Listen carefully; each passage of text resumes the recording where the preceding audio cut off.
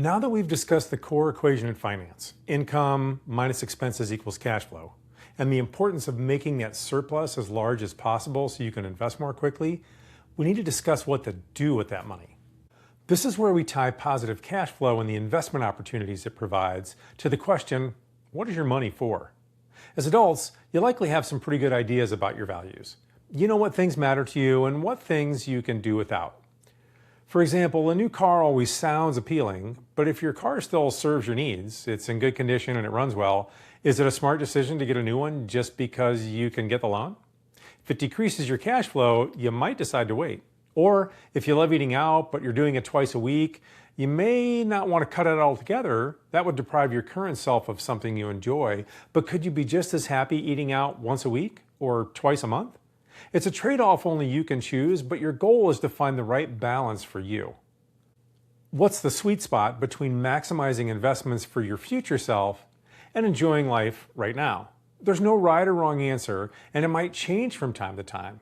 The only wrong thing is not asking the question, and thus not making a deliberate decision. And that's the key, asking yourself that question about all manner of things in your life. Does this bring me joy and meaning, or could I be just as happy without it? Because everything you spend on today decreases the amount you have to invest, leaving less to add to that magical compounding pool. So be aware, be rigorous, and be intentional. When you do, you'll find that far from your quality of life diminishing, it'll improve.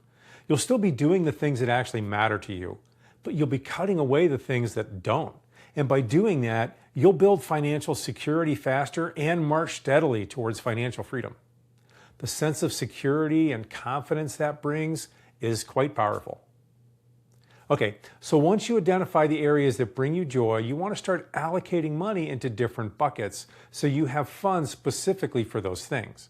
You don't track your money to deprive yourself. You track it to make sure you're staying within the guardrails that you established. The best way to do that is to create these buckets and put the money in up front.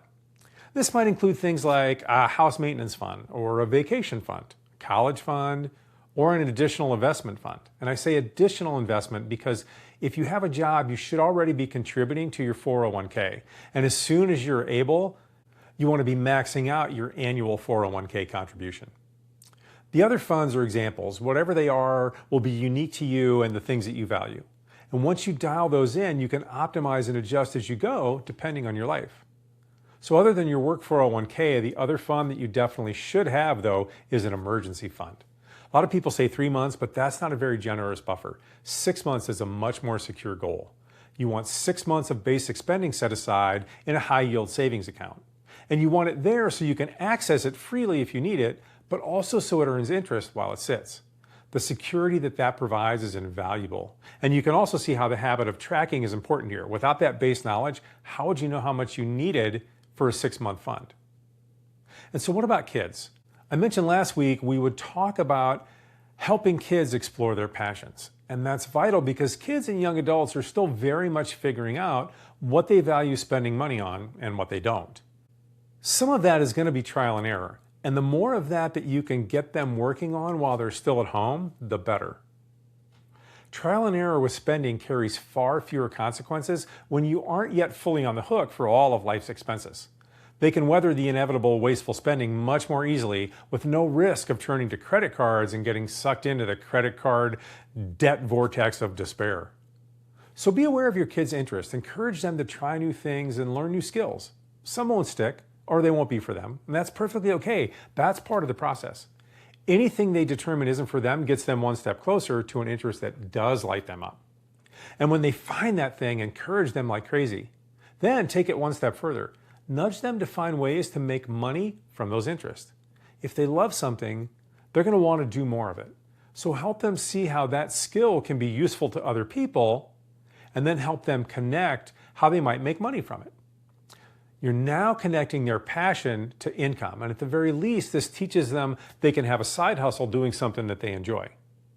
And if things really work out, they might just find their way into a career or a business where they're making money doing something that they love, and that's an amazing place to be.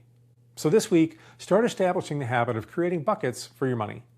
If you don't have an emergency fund, make a plan for one. And then talk as a family about what you enjoy doing and what you want to spend money on. then set up accounts to start funneling money there.